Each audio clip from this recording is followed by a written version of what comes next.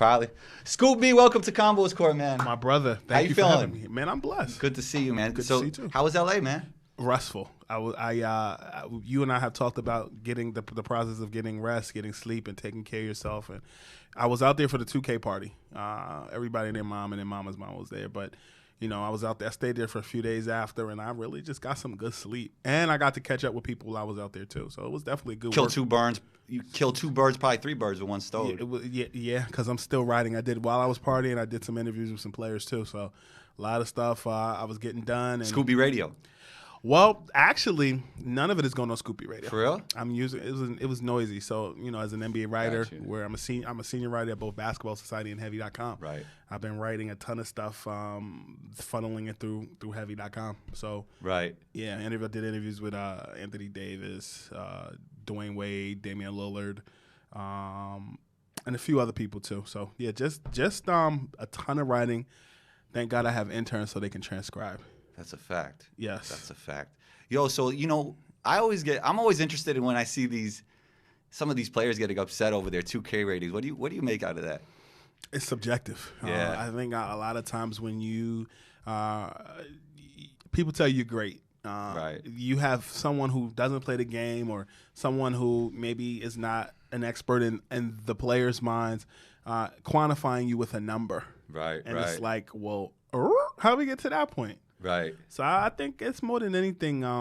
Ronnie always says it could go up during the year too. That's kind of like his response to it. Ronnie's told me that. Ronnie has said, I remember 2 seasons ago, which would have been Donovan Mitchell's actual rookie year, as opposed to Ben Simmons' not rookie year.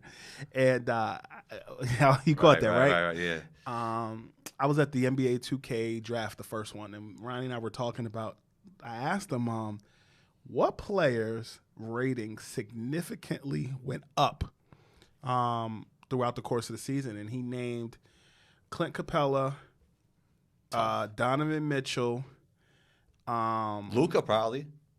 Well, this was 2 seasons ago. People get mad. I talk about Luka almost every episode. Well, Luka's dope. I don't have a problem with Luka.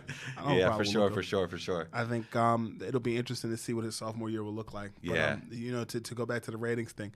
The ratings thing, he said that those 2 players, their ratings had the most substantial rise in one season. Like that, they set like a record ratings-wise on the game.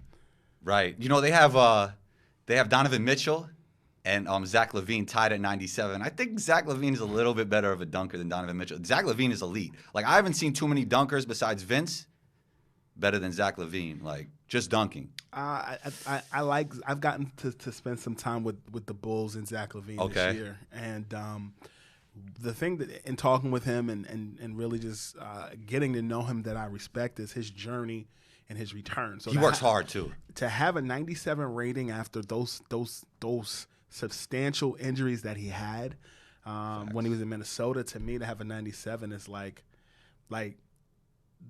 Derrick Rose return to prominence worthy in the sense of on the NBA court. I don't know what his rating is on 2K, but I'm pleased that he has a 97 rating. What rating does LeBron have?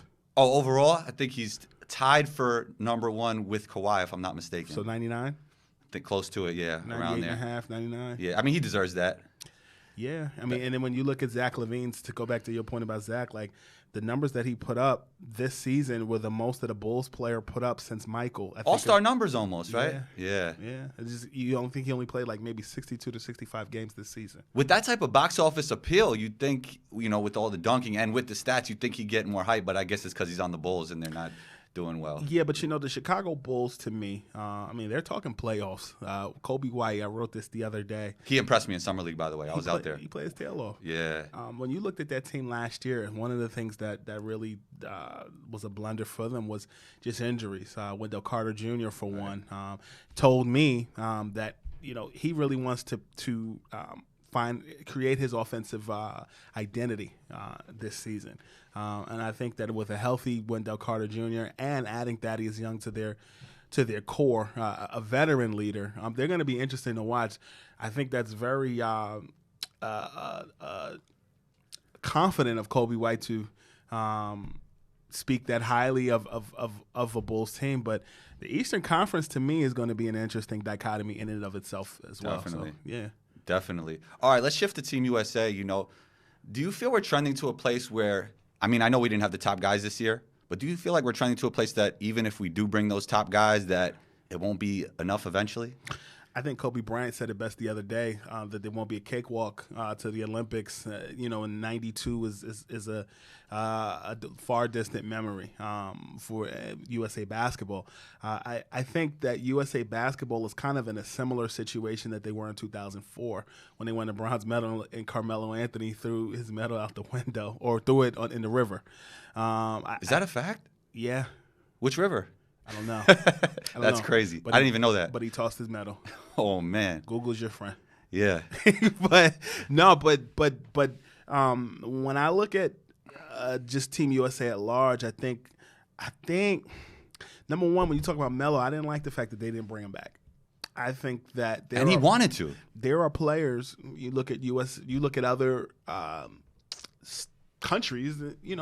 There's guys that play for their country that don't play for a team. I think that was a little bit elitist on Jerry Colangelo's part to exclude Carmelo for whatever reasons that there were, but because they definitely could have used some veteran leadership. You had a lot of people who pulled out, but come Olympic time, you're gonna have to really step your game up and have some guys that want to play. I do like Donovan Mitchell as a piece within that USA basketball program. And I just think they're reshaping their identity.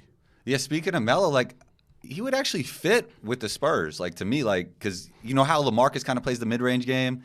I mean, Carmelo could have that kind of role even today. Do I think Carmelo will get a job? I don't think so because the way the modern NBA is. But that would have been a good mix with Popovich, and obviously he's one of the greatest Olympic players ever. Are you asking or telling? Yeah, I'm talking. What do you think? I do think that the Spurs would be an interesting fit. Yeah. But and I said that last season. Yeah. I also thought Portland was a good fit last season. But I think as Cantor, he doesn't want to go there, I think, right? I don't think Portland wants him. Really? Because I think Damian has said that he wants him, but I guess not. Portland doesn't want him. What I'll tell you is this: last season there was a strong push for the Los Angeles Lakers. As you know, I've been in tune with a lot of stuff that has been going on with the Lakers throughout the last year. And what I'll tell you is that there was talk. Carmelo Anthony was having a conversation with the Lakers and his representation, and but Melo's looking to be with a championship caliber team. I remember I spoke to Jerome Junkyard Dog Williams on the Scoopy Radio podcast this year, and he said to me that he felt that Melo could have went to any other team and kind of built up his resume and then gone to a championship contender team and compared, Jamal Crawford playing for the Suns and Vince Carter playing for the Hawks, and that there could have been a lot of teams. I mean, when you look at the Detroit Pistons, they were at AFC. They played the Milwaukee Bucks.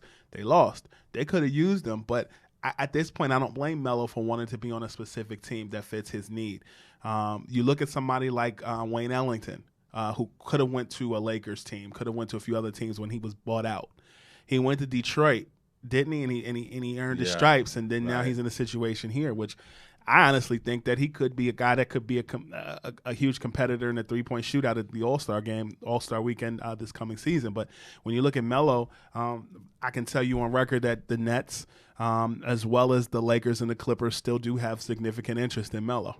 Yeah, I mean, I don't know if his game fits the modern NBA anymore. Like I've said that before, but it's like, and partly is that because he operates from like the mid-range area. Like Jamal Crawford doesn't have a job either, but he operates more from the outside, which creates more spacing, even though they're both ISO guys. I talked to Jamal. He and I have been texting off and on last week. Okay. And, there are some teams that have significant interest in him, and he's been talking, but nothing that's imminent right now. And I think you're right when you talk about Jamal Crawford. Yeah. Even as the ageless wonder, even at 38, 39 years old, he can still distribute the ball. I remember going to a Nets-Phoenix game last season, and they were coming off of a game on a back-to-back against the Wizards. And so, if I'm not mistaken, they rested like a lot of their starters that game, and Jamal was like doing it all, passing. Yeah, I think his passing is very underrated, even though he's a prolific scorer. For sure. When you talk about Carmelo Anthony, I think one of the other things that gets lost in translation is this. He has the resume that's better than 9 through 15 on the roster.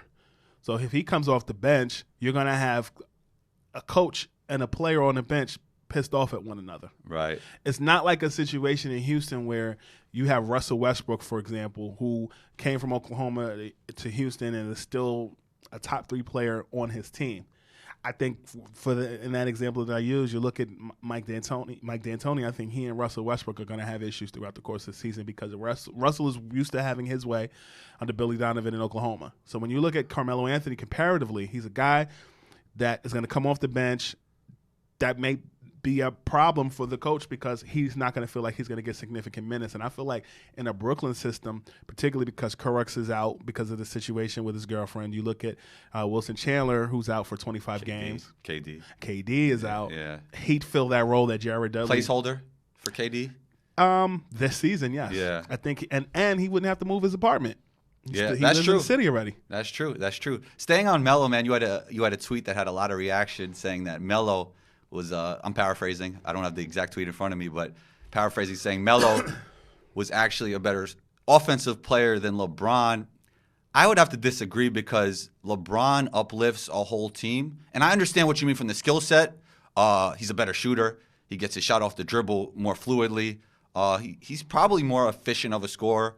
I mean, raw numbers always went LeBron's way. I think LeBron always, like, points per game wise was always higher. But, like, LeBron has that Jason Kidd effect, and we always talk about how Jason Kidd was underrated. The way just to uplift a basketball team, like to uplift their whole offense. Magic as well, for Oscar sure. Robertson Oscar Robertson, for sure. Those kind of guys that just uplift the team, and it's not really about the way their raw skills are, it's just how they uplift the whole basketball organization. So, as on the offensive side of the ball. So this is what I'll say to that. I've answered that a few times. The tweet was to get people's attention and to get people thinking and people talking. Okay. Obviously, offense also means passing. Right. And I knew it when I tweeted it. And if I had to do it all over again, I would still do it the same way. And not only assists, just making the right pass at the right time, you know? Because you could be a terrible offensive player and be turnover prone.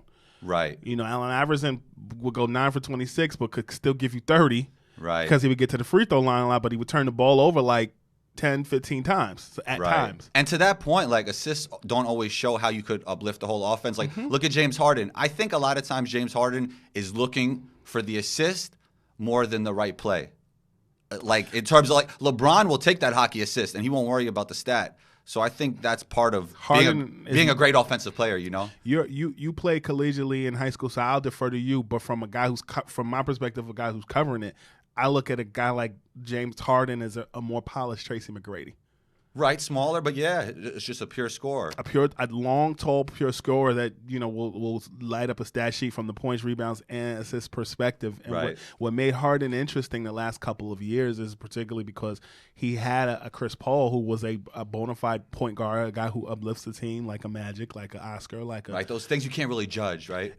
And to me, the only comparison or thing that seemingly feels like that kind of matchup or starting lineup, it reminded me so much of Tim Hardaway and Anthony Mason, when they were both members of Miami Heat. It was Mason's All-Star year, right. And they often, to me, just seemed the offense seemed clogged because Riley wanted Mason to run the offense, but Tim Hardaway is a ball handler, and I think that when you look at Harden, I actually think he and Russell together are going to be a good situation moving forward because they both have that relationship.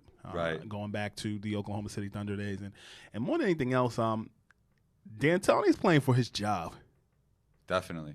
You know, they got rid of that coaching staff. He only has 1 year left on the contract, right? Yeah, and they got rid of his coaching staff. My guy Irv Rowland was let go, and he's also James Harden's trainer.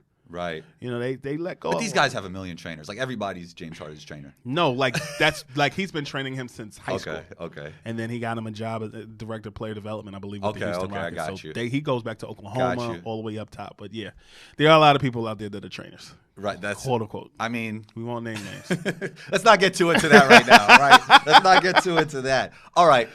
How real is Giannis to the Warriors in 2021? You have any intel on that? Have you even been hearing that? I've read it. Okay. I don't have anything on that. I think that, well, what I know is this.